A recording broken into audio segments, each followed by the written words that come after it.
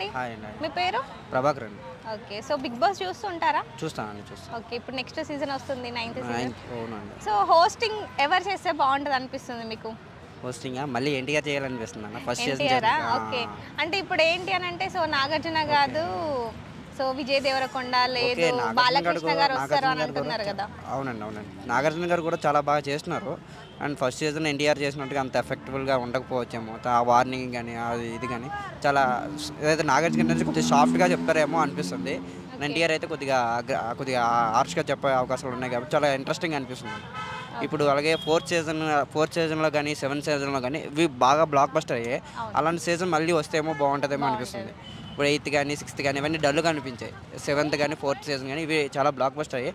వాటిలాగా బాగుంటే బాగుంటుంది. వాటిలో వచ్చే కంటెస్టెంట్లు వస్తే బాగుంటుంది.